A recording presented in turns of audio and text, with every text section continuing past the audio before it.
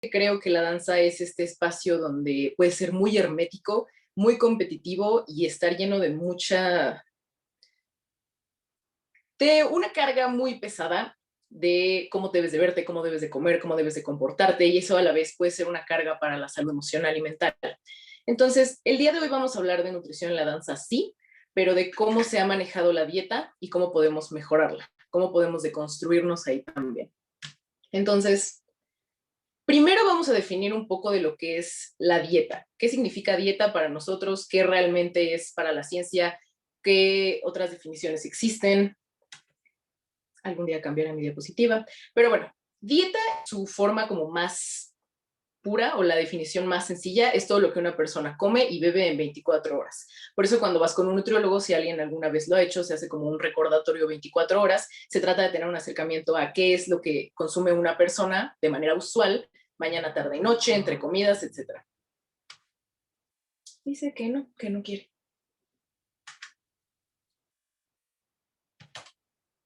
Ajá. Entonces, la definición de dieta en su forma más básica es eso.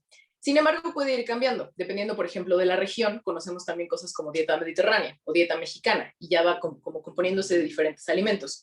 También puede significar de que está compuesta una dieta específica por los tipos de alimentos que tiene. Por ejemplo, una dieta basada en plantas o una dieta lacto-vegetariana. Ya te está hablando de qué alimentos incluye y qué alimentos excluye. Y por último, también podemos usar la palabra dieta como la forma en la que se le van a presentar los alimentos a una persona que tal vez la necesita como algo terapéutico. Por ejemplo, después de una cirugía o antes de una cirugía, cambian las consistencias, cambian los condimentos, y entonces ya se habla de dietas terapéuticas como dieta blanda o dieta líquida, etc. Sin embargo, la definición que vamos a usar el día de hoy, y que es de ley la concepción más común y la que se nos presenta primero, es la dieta como una restricción. La dieta como una restricción de porciones o de tamaño de comidas, de grupos de alimentos o completamente un alimento, de tiempo, a veces de veces al día, de días a la semana. Entonces, cuando pensamos en dieta, casi siempre pensamos en todas estas cosas restrictivas y alimentos que debemos evitar y reglas que tenemos que seguir. Por eso existe algo que se llama cultura de la dieta. La cultura de la dieta o diet culture es todo un sistema, no solo son como pensamientos al aire, es todo un sistema que fomenta que el cuerpo delgado es la meta de la persona. No solo posible, es casi obligatoria. Es pensar que ser delgado es la respuesta o es el medio y que todas las personas deberían poner todo su empeño para llegar a esa forma corporal. Esta también le asigna un valor moral a los alimentos, ya que se tiene una meta deseada, bueno, pues hay cosas buenas y cosas malas que se pueden hacer para llegar a ella. O si no estás tratando de llegar a ello, entonces estás haciendo las cosas mal. Nos da pie a que haya cosas como recompensas y castigos, alimentos buenos, alimentos malos, actitudes buenas o actitudes malas. Y pues también palabras como, por ejemplo, pecar, caer en la tentación, fallar, fracasar. Esta cultura de la dieta también normaliza mucho los prejuicios, y eso es algo que se ve mucho en el mundo de la danza, porque eso da pie a que se hagan comentarios, a que se den felicitaciones o a que se hagan regaños por cómo se comporta el cuerpo. Se asume cómo viven las personas, se hace la creencia de que tú puedes saber si una persona se cuida o no, o si le importa su salud o no, sin saber más allá de su estilo de vida. Y estos prejuicios pueden ir desde la segregación, rechazar a las personas de cuerpo grande, hasta negar empleos por no cubrir un perfil o incluso llegar a negar servicio médico. Esto es algo que sucede mucho. Las personas de cuerpo grande a veces son sujetas a doctores que, en lugar de hacer exámenes o en lugar de buscar una solución al problema, se van directo al baje de peso. Entonces hay problemas de diagnósticos o no se hacen diagnósticos y enfermedades graves no se encuentran solo porque un doctor dijo como no, seguramente es el peso, entonces baja de peso y luego vemos. Eso es algo que sucede. ¿Cómo se ve la cultura de la dieta en la danza? Probablemente ya están pensando algunas cosas. Probablemente ya pensaron como su primer dieta, su primer plan de alimentación, la primera vez que los regañaron por un vestuario, todas esas cosas pasan. Entonces, lo principal es que la danza suele ser este medio hermético, muy competitivo, interna y externamente, por muchas cosas. Desde que la danza no es precisamente el empleo mejor pagado en México, y eso es horrible, hasta que pues siempre hay mucha competencia dentro de sus mismos participantes, de sus mismos alumnos en una licenciatura o en una compañía. Es muy común que los profesores y las profesoras feliciten por perder peso o te den como cierto privilegio. Entonces existe el privilegio delgado, existe muchas veces sigue perpetuándose que una bailarina o un bailarín entre mejor se acerca al cuerpo hegemónico, tiene mejores probabilidades, tiene un mejor protagónico. Seguimos teniendo la primera imagen mental de una bailarina como pues una figura delgada, extremidades largas, extremidades súper finitas, y sí existe eso en la población mexicana, pero la realidad es que muchos de estos estándares también están basados en población europea, porque pues es el modelo hegemónico, es el ideal de la belleza. Entonces pues no va a ser tan común como por ejemplo en las bailarinas rusas que exista ese tipo de cuerpo. Existe, sí, pero no debería ser la norma. Se cree que una persona de cuerpo grande tiene un mal pronóstico para triunfar en la danza, o de plano, no. Y pues existen muchas reglas alrededor de lo que una bailarina puede o no comer, o a qué hora, o de qué manera. Todavía me acuerdo mucho de mi primera clase de ballet, fue como a los 3 años, y mi recuerdo más fresco era la profesora diciendo que las bailarinas no comen azúcar y no toman refresco. Y pues todavía existe que se hagan los requisitos antropométricos para entrar a una escuela, que también puede ser muy debatible. Quizás sí se necesita cierto perfil, quizás sí se está buscando como ciertas características en un cuerpo de danza.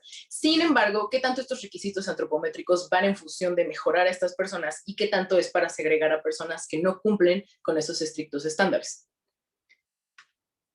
Esta es la parte donde ustedes comienzan a pensar para que si al final quieren dialogar un poquito.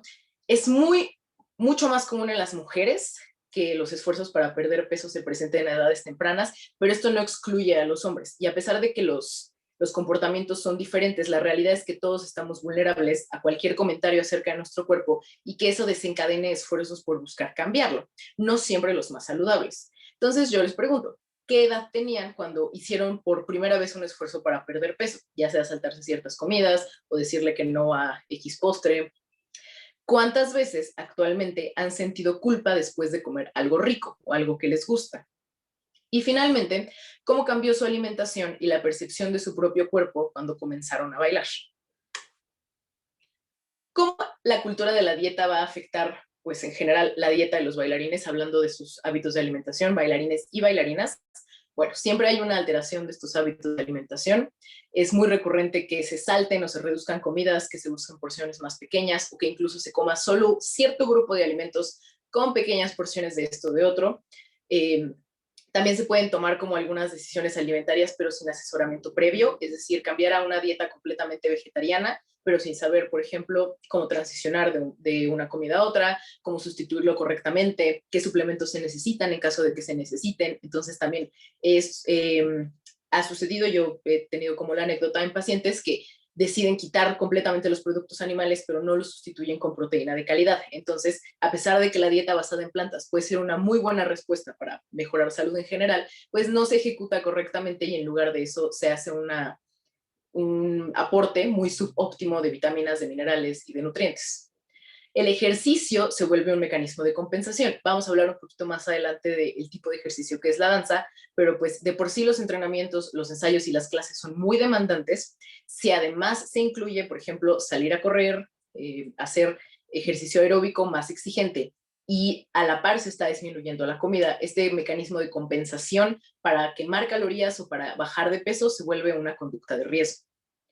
El desarrollo de sentimientos negativos hacia la alimentación, ya sea culpa antes, durante o después de comer algo, ansiedad por estar pensando todo el tiempo en esa comida, el enojo porque si tienes una comida restringida y eventualmente te la comes, entonces te enojas contigo mismo, porque ¿cómo pude hacer eso? Lo estuve quitando tanto tiempo y ahora caí y ahora estoy enojado conmigo mismo porque no pude controlarme. Entonces, ese es el tipo como de, esa es la línea de pensamiento a la que suele irse cuando se presentan estas conductas de riesgo, como cómo es que no pude, cómo me faltó fuerza de voluntad, cómo es que no me estoy esforzando, cuando en realidad todas estas conductas son un esfuerzo muy superhumano y no precisamente en el camino correcto.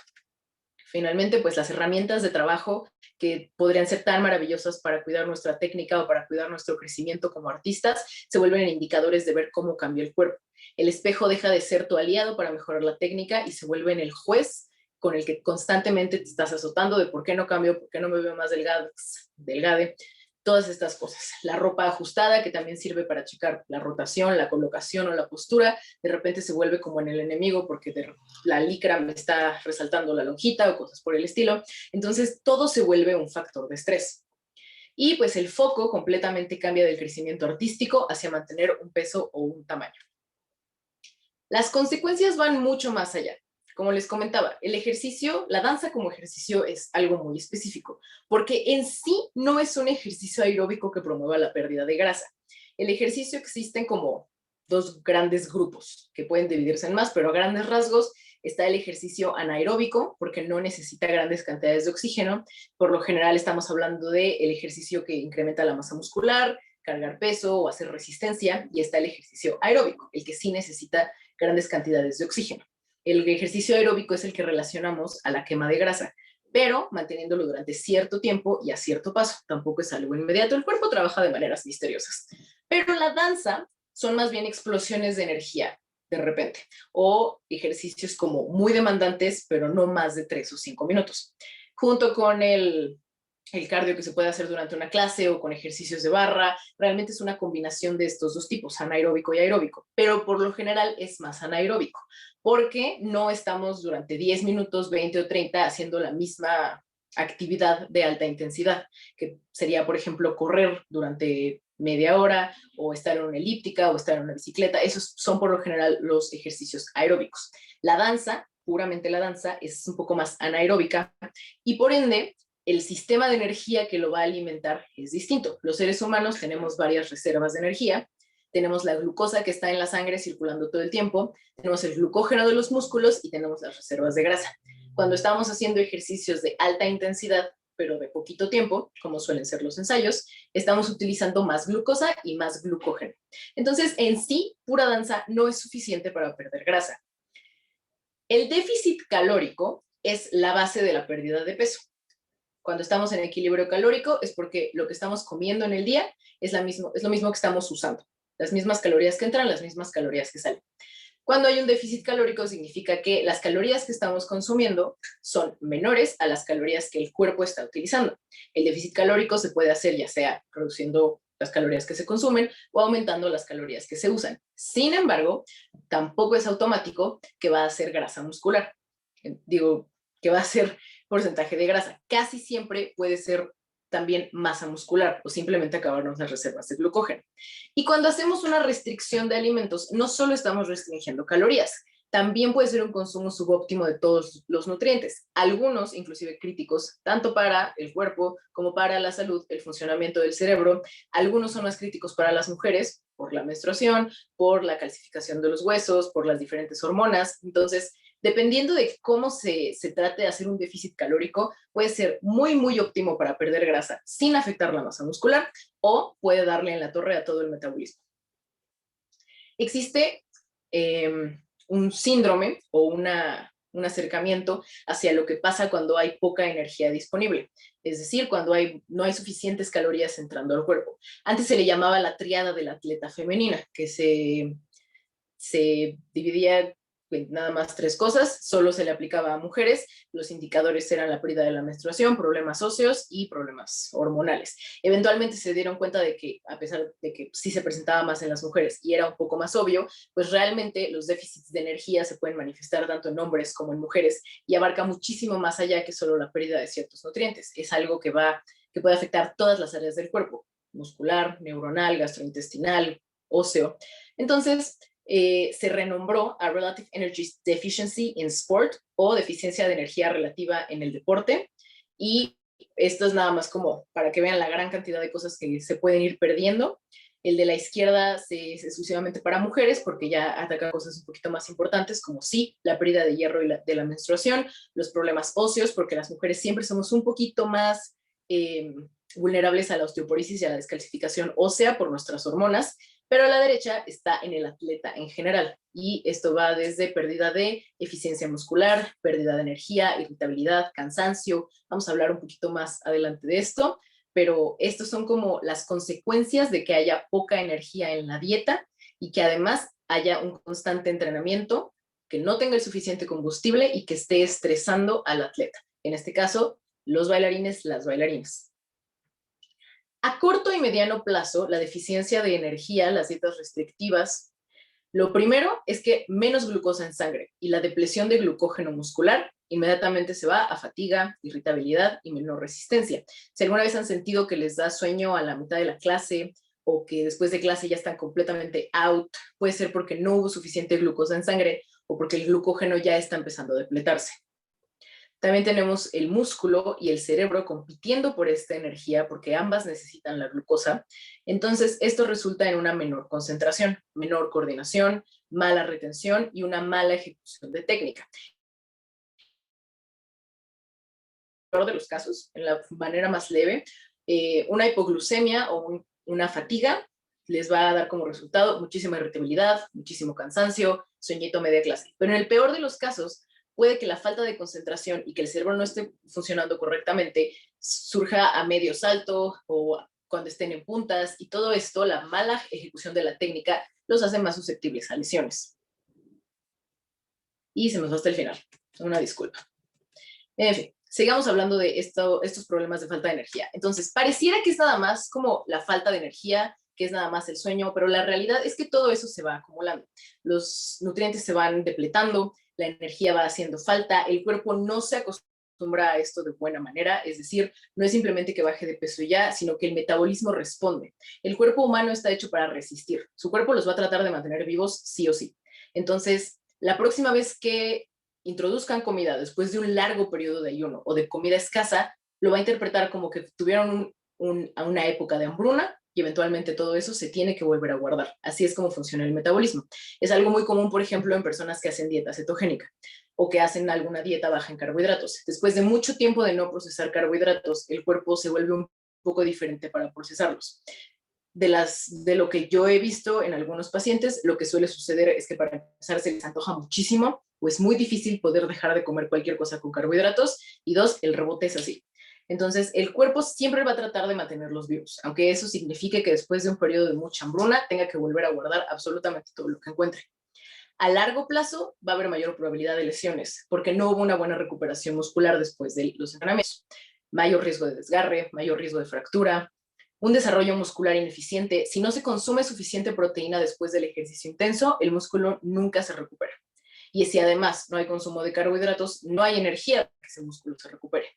Las deficiencias de vitaminas afectan la piel, cabello, dientes, uña y energía. Entonces, uñas frágiles, cabello que se cae mucho, dientes que duelen o que sienten mucha sensibilidad al frío, lenguas secas, las mucosas de la boca también se vuelven un poco más sensibles, labios cuarteados, muchísima más probabilidad de enfermarse de vías respiratorias porque el sistema inmune también empieza a decaer. Y todo esto sucede y lo va llevando a una pérdida de motivación, que eventualmente puede llevar a la bailarina o al bailarín al completo desgaste emocional y abandono de la práctica. A veces la carga emocional es tanta, el esfuerzo por llegar a cierto peso trunca por completo el esfuerzo por ser exitosa o ser exitoso en el salón de clases. Entonces, algunas personas prefieren simplemente abandonarlo y otras personas, pues, sus lesiones solitas le meten el pie. Fractura de pies, fractura de tobillos, desgarres que ya no los dejan continuar. En mujeres, además, tenemos esos pequeños detalles. Puede haber pérdida de la menstruación por alguna anemia elevada, tenemos mayor riesgo de anemia por lo mismo y mayor riesgo de problemas óseos, que es lo que no queremos, porque pues las carreras dancísticas se recargan mucho en que tanto músculo como huesos siempre estén al 100. Entonces, siempre me gusta hablar como de las cosas que pueden suceder, porque muchas veces cuando nos acercamos a estas conductas de riesgo, sobre todo cuando somos muy, muy jóvenes, y lo sé porque yo también lo viví, como que solo vemos los tips para bajar de peso o cómo aguantarte el hambre, cómo ignorar que no has comido en 3 días, cómo rellenarte con agua, cómo masticar hielo para que se te quite la ansiedad. Todas son cosas que en algún momento en mi adolescencia me topé en páginas de internet. Y ahora está regresando más fuerte, porque ponen consejos en TikTok, porque hacen posts en Instagram, porque en Instagram te pueden vender de volada cualquier suplemento, cualquier malteada, cualquier pastilla que te prometa. Es mucho más fácil comprar en internet ahora que cuando yo veía páginas de Blogspot. Entonces, salir de esto es complicado, sí, y más cuando también está institucionalizado, porque no me van a dejar mentir. Todavía es requisito en las escuelas, todavía hay profesoras y profesores que lo promueven, entonces es un poco más complicado, pero yo creo que es posible empezar a desmantelarlo desde adentro, poco a poco, y todos juntos, porque sí es importante.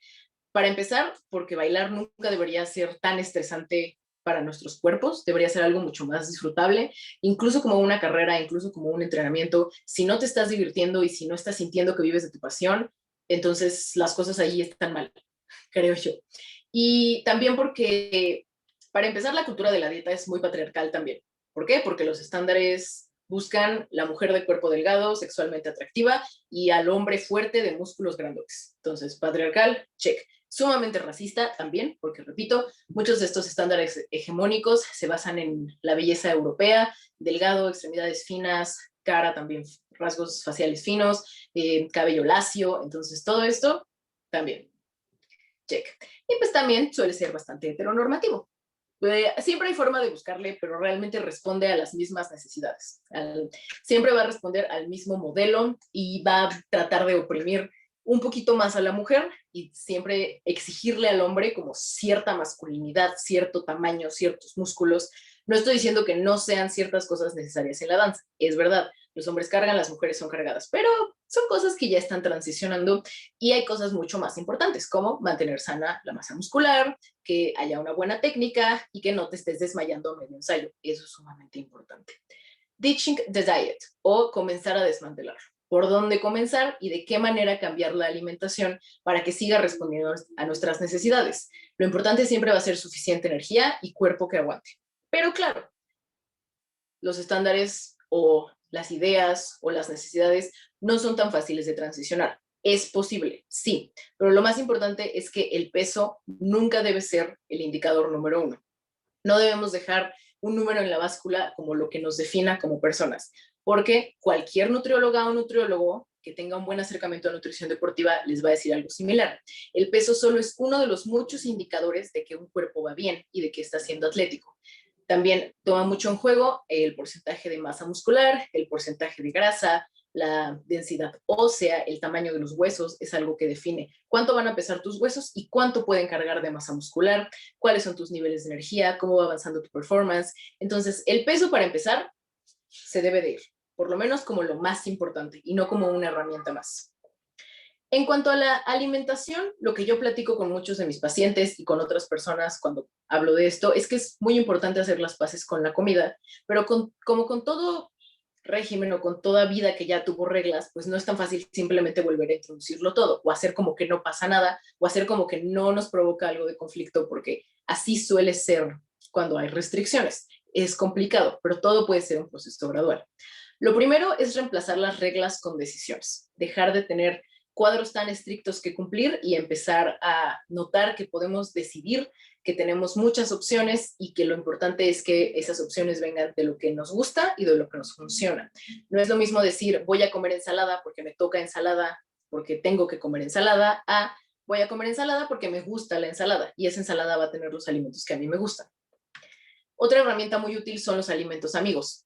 Esto es algo que yo me inventé en consultas, no es como una estrategia internacional, pero es simplemente buscar aquellos alimentos con los que te sientes más segure, más cómodo, que tú digas, si como algo de esto no va a haber sentimientos negativos. Entonces puedo combinarlo con otros alimentos que quizá me causan un poquito de inquietud e ir viendo cómo los mezclo y cómo los uso para que no me genere tantos sentimientos negativos. Entonces, de esta manera se pueden ir reintroduciendo otros que quizá en algún punto generaron ansiedad.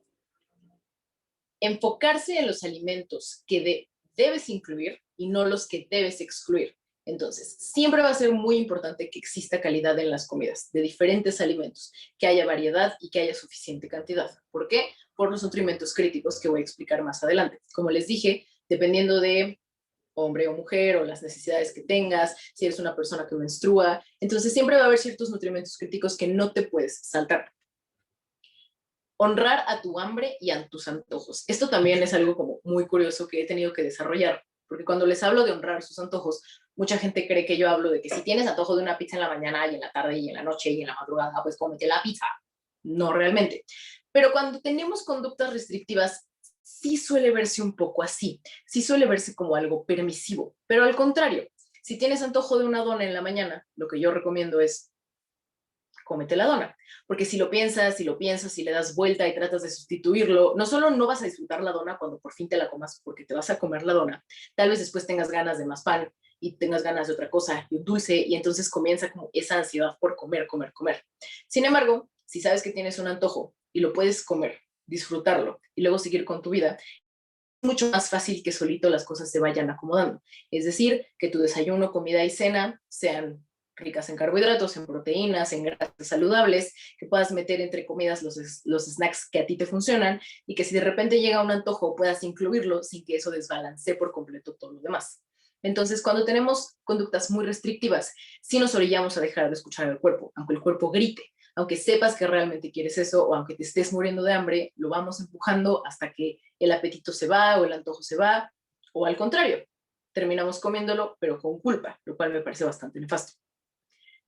Adaptar los tiempos, las consistencias y las presentaciones de las comidas es completamente válido y muchas veces muy útil. Dependiendo de las personas, hay quienes no toleran alimento antes de hacer ejercicio o no pueden desayunar tan temprano porque se les revuelve el estómago o prefieren comer después. Entonces, todo es muy adaptable, es muy válido y es completamente posible adaptarlo todo a los horarios mientras no se salten comidas. Es preferible licuarlo todo, irte tomando, a saltarte completamente el desayuno y no comer hasta las 3 de la tarde, cuando ya llevabas 6 u 8 horas de sueño completamente de ayuno.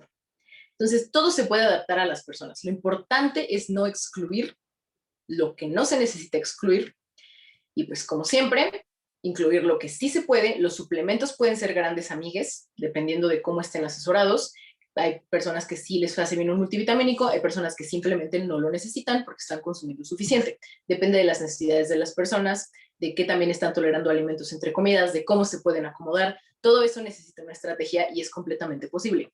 No es lo mismo planear tus comidas para poder no invertir tanto tiempo y simplemente tenerlo listo, a estar constantemente pensando qué es lo que contiene lo que me voy a comer, cuántas calorías, cuántas proteínas.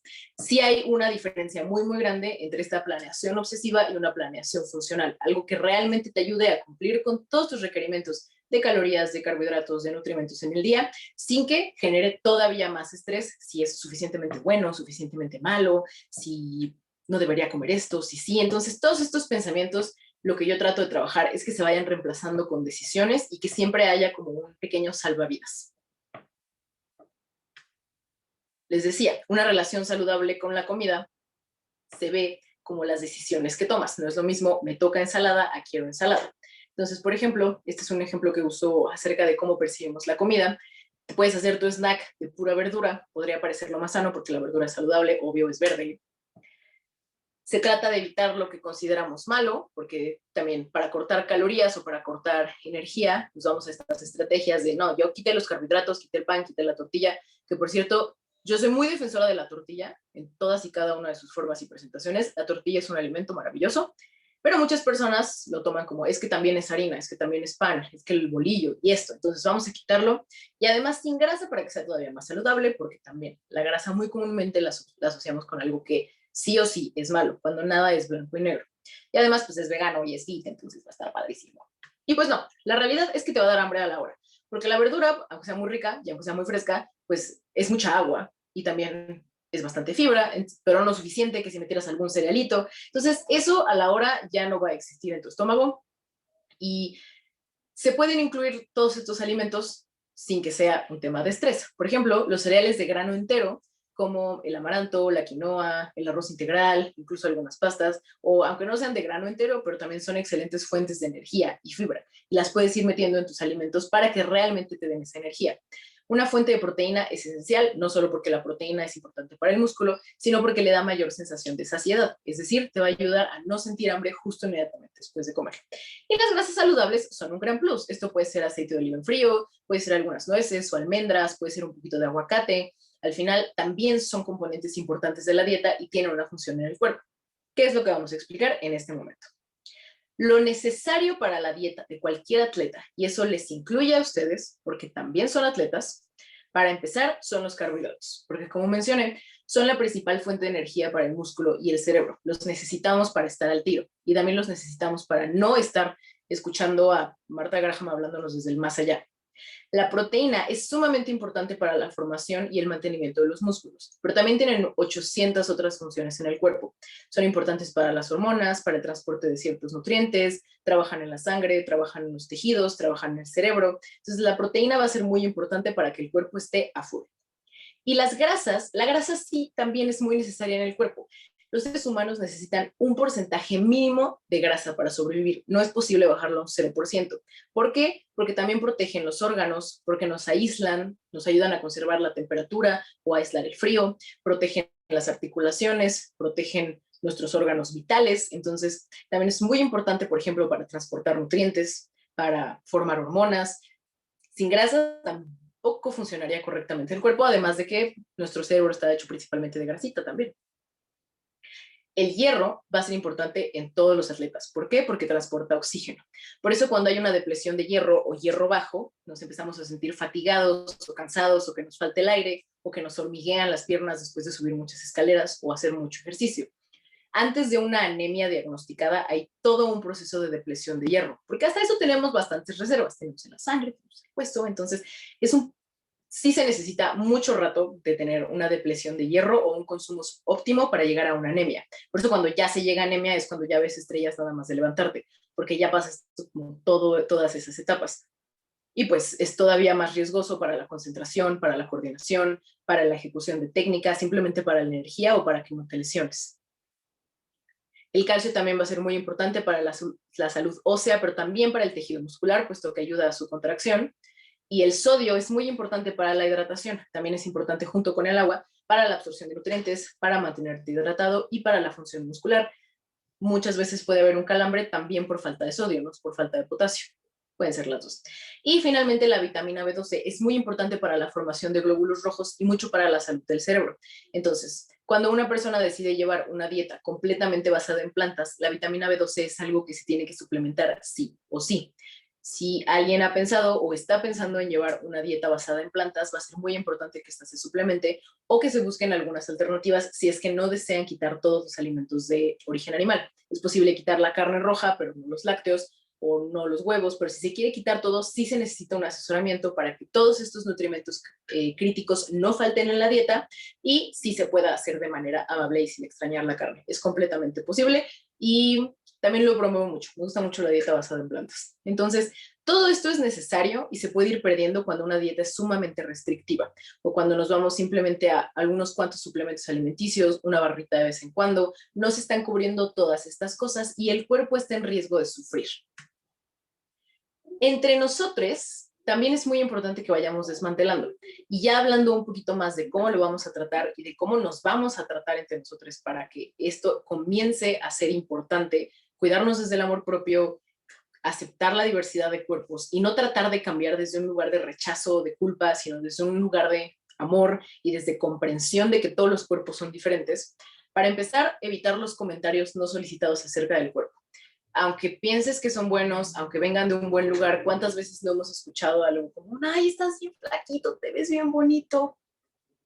No, no sé, no, algo ahí no está tan padre. Incluso hacerlos de uno mismo, porque cuando puedes tomarlo como una broma o incluso sea carrilla entre tus propios compañeros, pero sí puede ser un poco complicado para alguien externo, sobre todo alguien más joven, escuchar ciertos comentarios negativos hacia el cuerpo y no pensar, híjole, entonces a lo mejor yo estoy mal o a lo mejor esto es lo que yo tengo que hacer. Entonces, evitar estos comentarios es algo que yo recomiendo mucho, sobre todo como tanto en voz alta y pues como para promover que no exista que tu valor sea únicamente tu cuerpo o tu peso. Conductas como pesarse diario, contar calorías, anotar todo lo que se come, hacer reglas súper estrictas suelen generar más ansiedad que resultados. Entonces, sí hay maneras de abordar tu alimentación para que sea más saludable, pero de nuevo, yo nunca voy a promover que vengan desde el control y desde la obsesión y desde que solo tengas una lista muy reducida de alimentos que se puedan comer. Siempre va a ser lo que te funcione, lo que te guste, lo que te caiga bien, lo que vaya con tus creencias. Entonces, este tipo de conductas no las aliento para nada. Incluso tengo pacientes a los que peso cada 2 meses y únicamente como para hacer algunas fórmulas de porcentaje de músculo, porcentaje de grasa. No recomiendo que estén obsesionándose con el peso, porque además el peso es súper cambiante. Puede cambiar después de que hiciste popó, puede cambiar si ya tomaste agua o no, puede cambiar durante el día por lo que comiste. Entonces, también por la deshidratación. El peso no es un buen indicador de cómo vamos en absoluto. También, pues, no asignar este valor moral ni a los alimentos ni a los cuerpos. Pero específico a los alimentos, no deberían existir los alimentos malos. No hay alimentos que te hagan mala persona por haberlos consumido. No hay alimentos que te hagan mejor persona por haberlos consumido. No debería existir que te des palmaditas a ti mismo en la cabeza si te saltaste una comida o si no comiste pan. Entonces, no es malo comer chocolate de vez en cuando. no estás fracasando si te comiste un helado, sobre todo porque la comida no es solo este combustible. Hasta ahorita lo hemos tratado como los nutrimentos, pero la realidad es que la comida, y sobre todo para el mexicano, y me encanta eso de nuestro país, la comida significa muchísimo más. La comida puede ser los taquitos con los que fuiste con tu pareja la primera vez que salieron juntos. La comida es las enchiladas que te hace tu mamá cuando tienes un mal día. También es el dulcecito que te regalaban después de una clase porque lo hiciste muy bien. Entonces, separando que sea una recompensa, también es algo muy social, es algo que te recuerda cosas buenas. La comida es algo muy importante para nuestras tradiciones, para nuestras fiestas, para nuestras reuniones. Entonces, el valor de los alimentos debería estar en lo que te está funcionando para tu cuerpo como atleta, pero también en lo que te hace feliz como persona, porque también de eso depende. La comida son sabores, son olores, son experiencias, son cosas que te acercan un poquito más a otras personas y también a ti mismo, porque te habla de lo que te gusta y de lo que te hace feliz y de las cosas que te recuerdan que pues los alimentos saben y son ricos y puedes prepararlos y puedes experimentar diferentes cosas. Entonces, el valor moral de los alimentos no está en si te hizo una mala persona por comerte algo con grasa. Al final del día, esa grasa no se va a quedar en tu cuerpo para siempre ni nada por el estilo, pero la cultura de la dieta nos ha hecho creer que sí. Recuerdo mucho, y a lo mejor si hay alguien de mi edad aquí, la verdad es que desconozco como las edades de las personas que están aquí, pero híjole, cómo me acuerdo cuando yo era adolescente de esta frase de un minuto en los labios para siempre en las caderas, y la ponían mucho en inglés porque rima, y esas son cosas que yo vi cuando tenía 13 años, y ahora digo como, no, no funciona así, uno y dos, me tardo un poquito más en comerme mi helado, sí lo disfruto, o sea, no, no va por ahí. Y finalmente, y esto también es muy importante, no hay que asumir que una pérdida de peso es algo voluntario y tampoco siempre es agradable, porque a veces las pérdidas de peso pueden venir de una persona que no ha podido comer en días porque está triste, o porque perdió a un familiar, o porque se enfermó, cosas por el estilo. A veces las pérdidas de peso esconden otras cosas un poquito más densas y no está padre que te feliciten por no querer probar alimento porque te sientes horrible, ¿saben? Es algo que yo he vivido o que también he visto y creo que la cultura de la dieta de repente nos dice como, sí, delgado, increíble, fantástico, lo lograste. Tú como, no, se murió mi gato y la verdad no quiero comer. Cosas por el estilo. A veces más densas, entonces sin entrar mucho en detalles o tampoco ya jalando tantas experiencias, pero sí, no siempre los cambios en tu cuerpo vienen de un buen lugar y por eso de preferencia no se deberían felicitar. De preferencia no hablar del cuerpo. Hay tantas cosas de las que podemos platicar y tantas cosas en las que podemos triunfar y presumir como para que lo máximo sea si bajaste 2 tallas. Eso no está tan padre.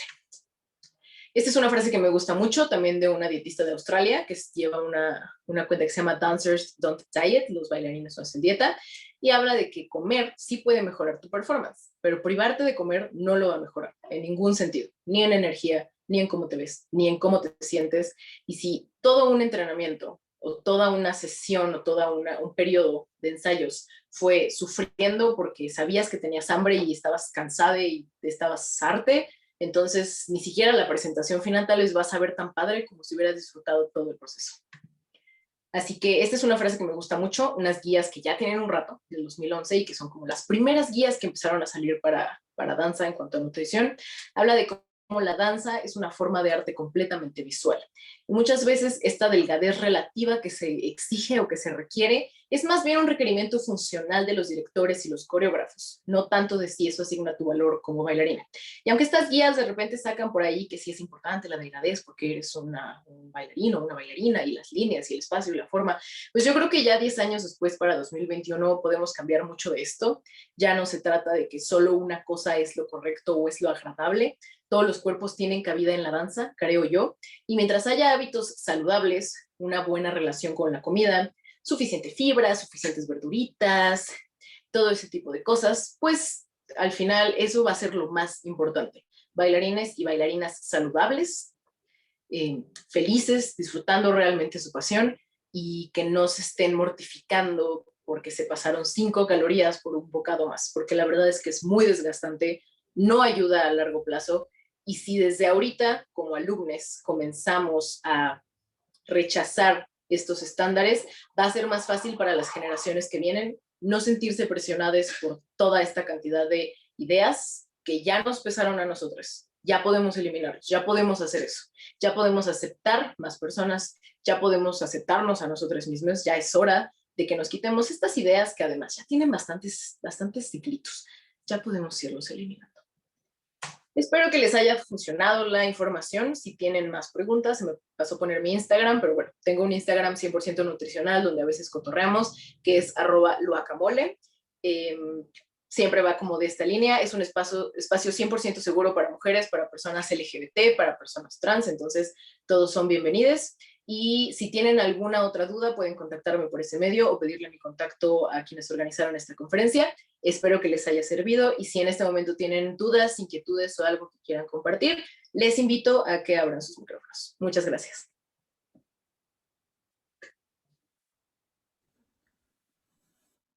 Muchas gracias, Loa. Igual solo para comentar que quienes estén viendo la transmisión por Facebook pueden escribir sus preguntas por Facebook y las leeremos para que Lua las conteste. Entonces, pues les dejo el espacio para que hablen o digan sus inquietudes.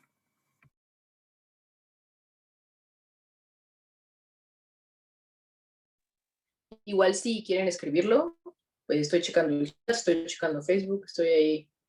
Tengo 3 pantallas, ya un año de pandemia, ya soy experta en estas cosas, entonces cualquier cosa que quieran comentar, preguntar.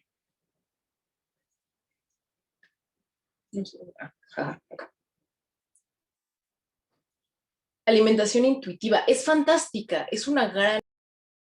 No, alimentación intuitiva, sí es una gran herramienta, de hecho lo suelo recomendar mucho para personas que todavía tienen como algunos problemillas integrando algunos alimentos.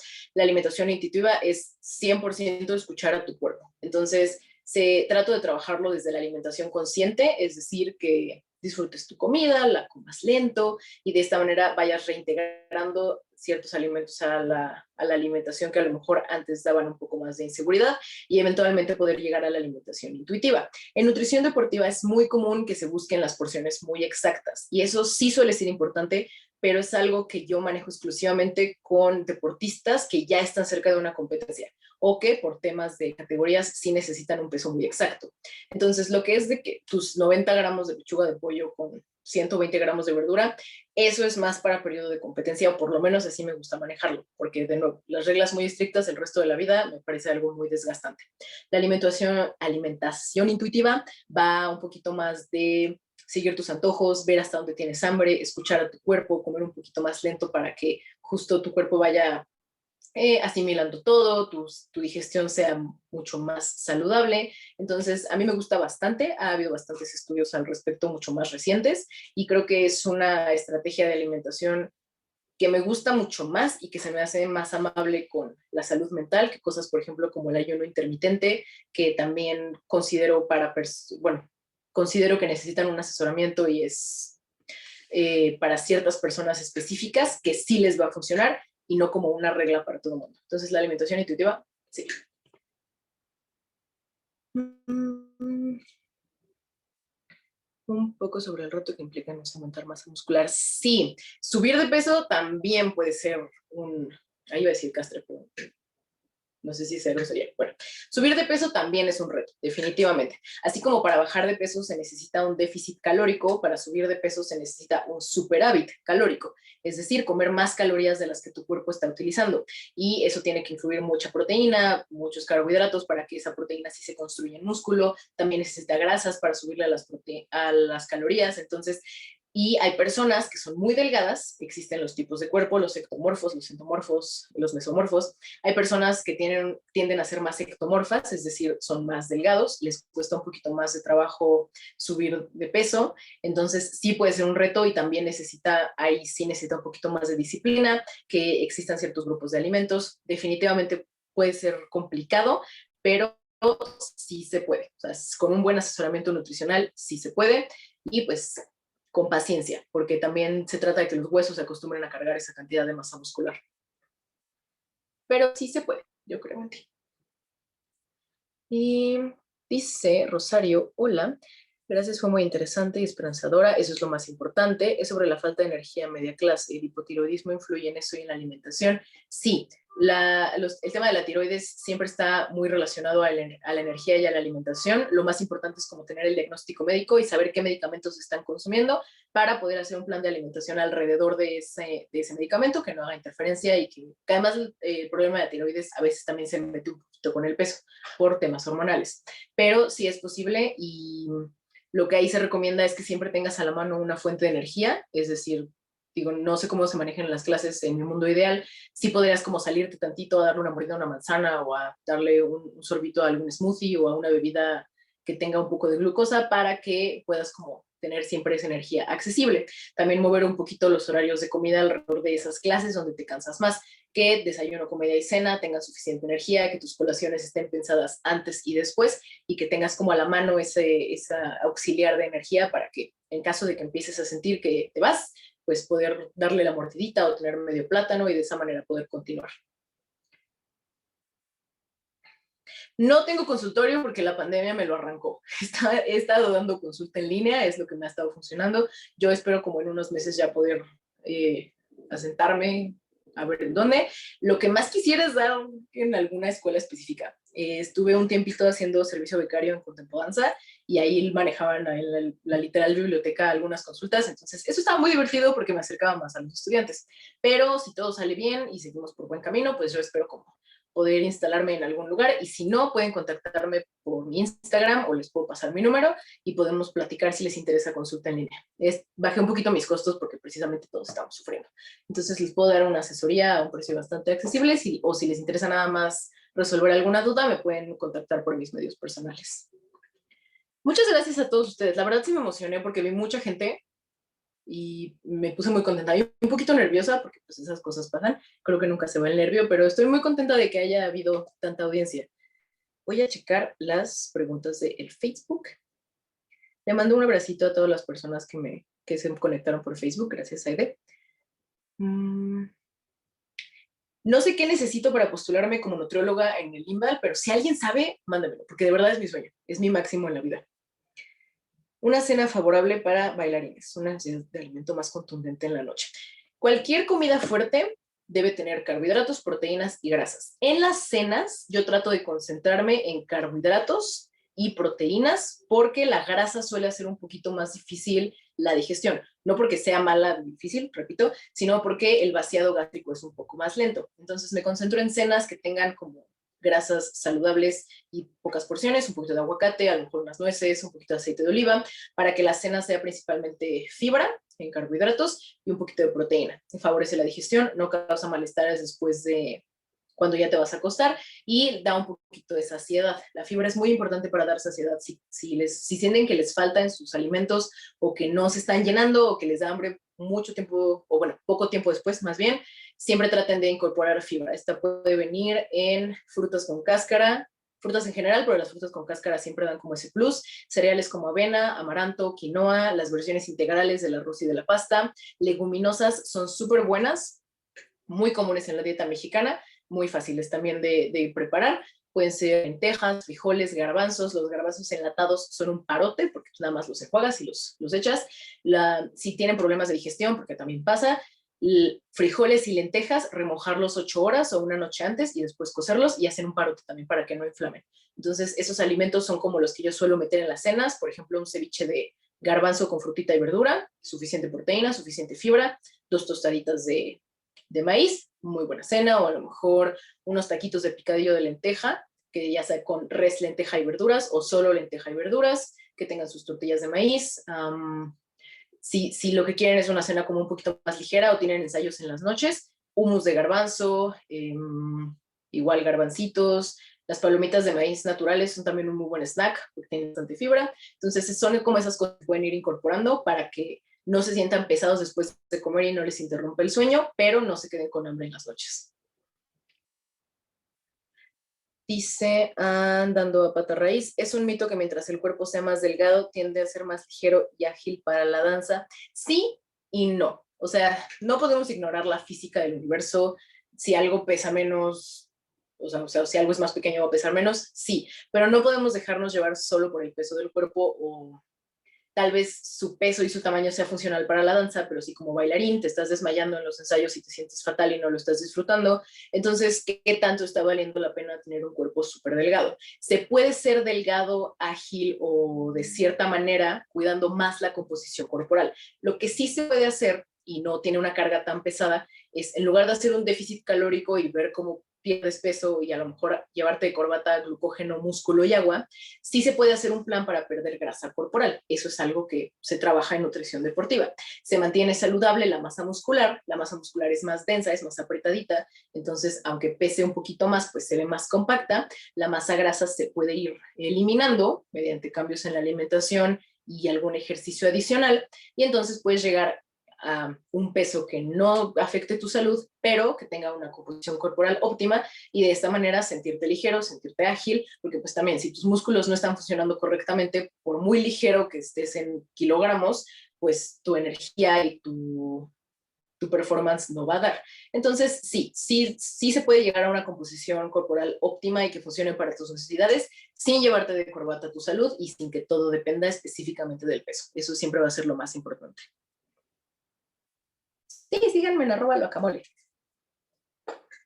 ¿Cómo lidiar con el body shaming? Eso podría ser una plática completamente aparte y no es sencillo. Vámonos por lo más importante, es que siendo la cultura de la dieta un sistema que está en literalmente todas partes, no siempre es sencillo lidiar con los comentarios externos, los bombardeos en la publicidad, lo que vemos en Instagram, las redes sociales. ¿Cómo lidiar con el body shaming? Yo te recomiendo uno, empezando con las paces contigo mismo. Es decir, si además de los comentarios externos empieza a haber una grieta en la autoestima propia, es un poco más complicado. Y ojo, el amor propio es muy difícil. Es un proceso que puede incluso reiniciarse desde cero conforme amanece. No es sencillo y pues hay que también tener un poco de trabajo psicológico. Siempre apoyo la terapia. Si pueden, quieren, la terapia puede ser un poco costosa, pero si tienen la posibilidad, la terapia rifa. Pero si no, siempre es bueno plantarte bien como quién soy, dónde estoy, qué estoy haciendo, qué son todas las demás cosas de mí que son increíbles y que estoy haciendo y que estoy sacando, empezando porque todos estamos sobreviviendo a una pandemia en el apocalipsis más aburrido del mundo. Muy bien nosotros, lo estamos logrando. Otra cosa increíble es que ustedes, alumnos organizados, están haciendo todos estos talleres autogestivos. Fantástico, lo están logrando. Siguen con su formación dancística. Entonces, hay muchas otras cosas en las que podemos pensar antes de dejar que nos afecten los comentarios externos. Siempre va a ser un poco difícil. A veces esos comentarios vienen de personas que amamos, entonces pega un poquito más, queda un poquito más cerca del corazón. Pero empezar con las paces contigo mismo, poner primero las cosas que estás logrando, saber que si estás haciendo cambios o estás haciendo modificaciones o de alguna manera estás trabajando algo en ti y lo estás haciendo desde el amor propio, ayuda mucho más para que si alguien viene a decirte como, no me gusta que existas, puedas decir como, bueno, pues volteate y cruza la calle sin voltear a los dos lados, ya que no te gustan las cosas. ¿No es cierto? Sí, es cierto, no es cierto. Pero sí, es mucho trabajo interno también, e ir identificando las cosas que pueden ser un poquito más riesgosas en otras personas, porque pues también, si les molesta la existencia de un cuerpo diferente, algo ahí en su educación también, pues la educación general, o cómo vamos siendo socializados desde pequeños, pues algo ahí está. Entonces, pues, y también entender que todos fuimos educados y socializados en este ambiente, entonces también es mucho de su sufrimiento. Si a ellos les molesta, pues que se rabien ellas. ¿Pueden agendar cita conmigo? Sí. Manden mensaje a mi Instagram nutricional. Quizá dentro de poco tenga que dejar un ratito la consulta privada por temas de trabajo, pero estoy tratando de hacer espacios, sobre todo porque sé que hay muchas dudas o cosas muy específicas. Cada persona es diferente. El tratamiento individualizado siempre va a ser la mejor herramienta. A pesar de que existen, por ejemplo, recomendaciones para mujer o para hombre, pues también implica mucho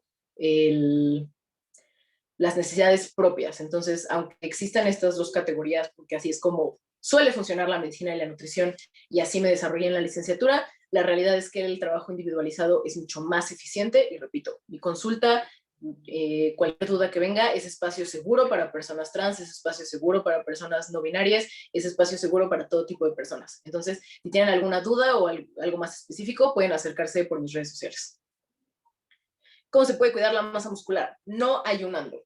Traten de evitar el ayuno, porque no es tan cierto que después de ayunar nada más 2 horas van a empezar a comerse su masa muscular dramáticamente. No es tan fácil. El cuerpo trabaja de maneras misteriosas. Pero ¿cómo cuidar la masa muscular? Dos cositas. Comiendo suficiente proteína, porque es lo que construye, junto con algunos carbohidratos, porque es como la energía para que esos ladrillos sí se coloquen en su lugar. Y dos, haciendo suficiente ejercicio de fuerza. Músculo que no se estimula, músculo que no crece.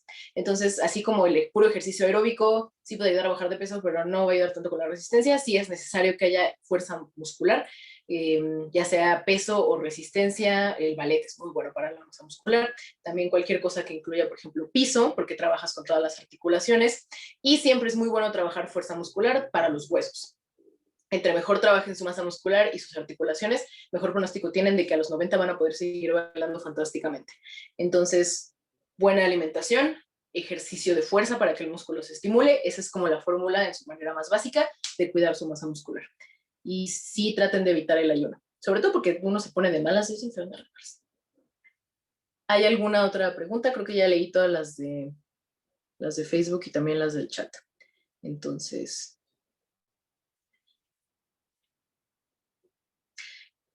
hola Mafi, te mando un abrazo. Mafi es mi amiga. Muchas gracias a ustedes por el espacio. Me emocioné mucho y espero que el material les funcione y que haya mucha deconstrucción, mucho cuestionamiento y mucha revelación ante los estándares de belleza anticuados. Entonces, pues, de nuevo un agradecimiento a las personas que organizaron esto, un gran aplauso y mucho apoyo al paro estudiantil y pues creo que eso sería todo de mi parte. Les agradezco de nuevo y cedo el micrófono a quien lo vaya a tomar. Gracias a ustedes, de verdad, ya me empezaron a llegar sus follows. Les voy a mandar corazones a todos. Muchas gracias.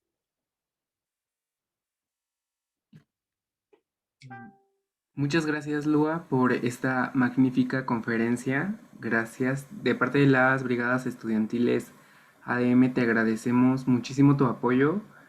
Y pues nada más reiterar que sigan a Lua en su Instagram nutricional, @luacamole. Y pues si nadie más quiere comentar algo o tiene otra pregunta, pues entonces vamos a dar paso al cierre de esta conferencia. Muchísimas gracias por sintonizarnos y pues nos sigan pendientes en nuestras redes sociales de nuestros talleres y de nuestras próximas conferencias.